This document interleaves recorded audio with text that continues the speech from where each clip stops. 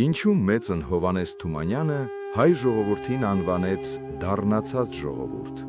և ինչպես նա բացատրեց մեր բարոյական ու կենցաղային արատների իրական ակունքները։ Պատմական աղբյուրներն ու վերլուծությունները վկայում են, որ Թումանյանը ոչ միայն մեծ բանաստեղծ էր, այլև իր հրապարակախոսությամբ դարձավ հայ ժողովրդի հոգեկերթվածքի հանրագիտարանի ստեղծողը։ Անդրադառնալով կոտորածների, հալածանքների ու հայրենազրկության հետևանքով առաջացած արատներին, Թումանյանը ախտորոշում է մեր ազգային վիճակը։ Մեր ամբողջությունը տառապում է ծանր բարոյական հիվանդությամբ, որի զարհուրելի ծնողն է եղել մեր դաժան պատմությունը։ Այն դարեր շարունակ մեզ դրել է բարբարոսների ոտների տակ, իսկ ամեն կենդանի գոյություն, որ ոտնատակ է ընկնում,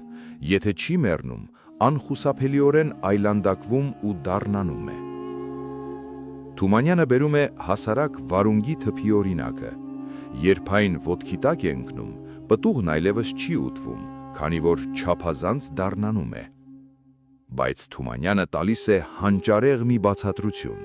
և բուժման ուղի։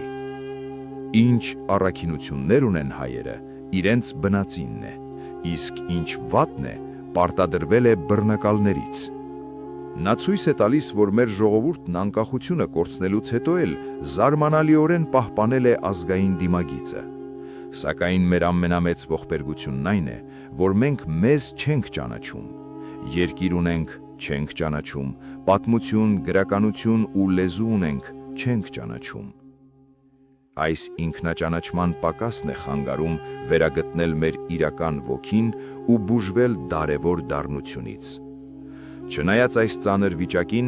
մեծ գրողի հոգում միշտ գերագրշել է հավատը հայ ժողովրդի փրկության և լուսավոր վերածննդյան նկատմամբ։ Անպայման տարածեք այս տեսանյութը մեր ազգային ոգին արթնացնելու համար և պահպանեք այն։